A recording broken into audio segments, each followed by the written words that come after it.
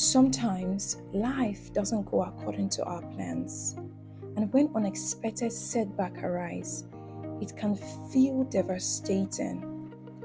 And in moments of confusion and disappointment, it's easy to question why things aren't going the way we envisioned.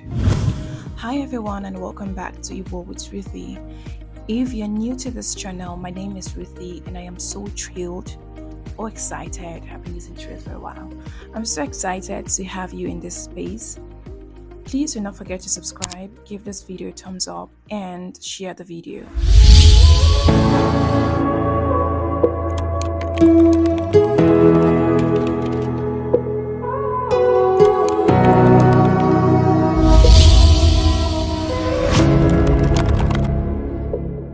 Few years ago, I had decided to pursue English and Literary Studies under the Faculty of Arts long before gaining admission into the uni. Before I dig deeper into today's story, I'd love to read out what I journaled in my diary years back. I want to study English in the university because I discovered my love for English language and how I always wanted to improve on it. And teaching others, basically also wanted to know how to use the right English to explain and express everything. I feel in my spirit that these teachings will go beyond these primary and secondary teachings. I feel in my spirit that God will cause the Holy Spirit to take it beyond the natural. I believe in my heart and I receive the knowledge to go about this. From what I've just read, you can tell how mentally prepared I was for that course. And before embarking on this journey, I committed everything to God in prayer. By everything I meant my school of choice, my course, and my future. However, during my screening process for admission into ELS, I was screened out of the department because I had an E8 in literature in my WAEC exam. And I can vividly remember sitting in a quiet, lonely garden just opposite the Faculty of Arts. I was overwhelmed with emotions and uncertainty, not knowing what to do next or where to turn. I cried, and in that moment of despair, I prayed. While praying, I felt an urge to call someone, a guy who worked at the cafe where I had done my printout and prepared my documents for the admission process. And when I called him, he encouraged me to come to the office, and I yielded.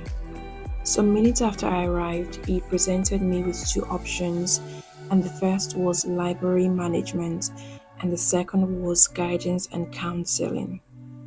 Still feeling disheartened, I immediately did some research on both courses, and after careful consideration, I chose guidance and counseling.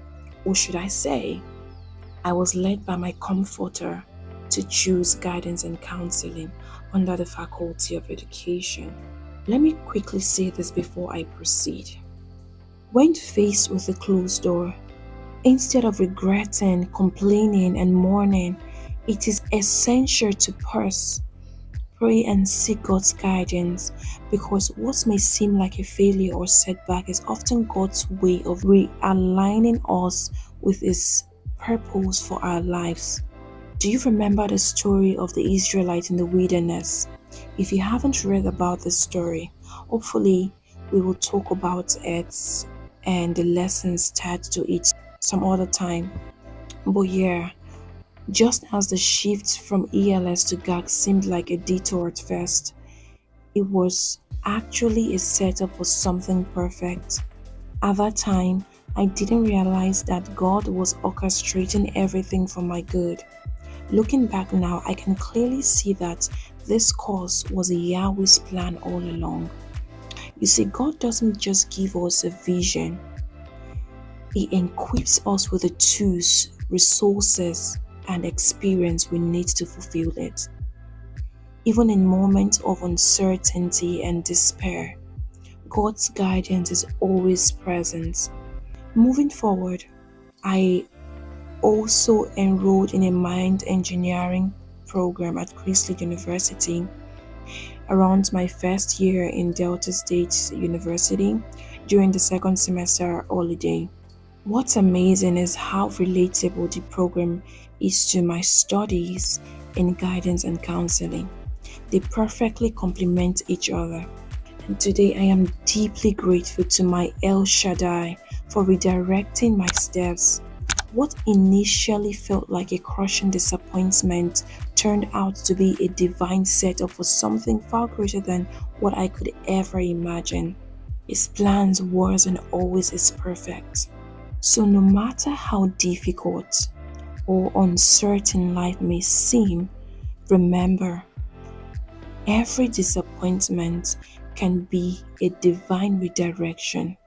And when we let go of our own understanding and allow Yahweh to take the lead, He works all things together for our good. So trust God. Trust God. Seek His guidance and watch as He turns what feels like a setback into foundation for your greatest blessings. This story is quite a long one. I tried as much as I could to tell the short version. Hopefully, as we progress on this journey, I'll share with you how I went from being unqualified with very bold capital letters to being qualified. Let me know in the comments what stood out for you. Thank you so much for watching and taking the time to hear my story.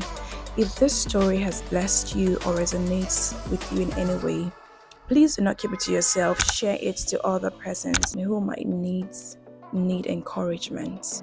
And if you love to journey this path with me, do not forget to subscribe, hit the like button to let me know that, oh yeah, it touched you. And yes, share your thoughts or your story in the comments below. I'd love to hear from you. Until next time, keep learning, keep growing, and keep evolving. See you in the next one.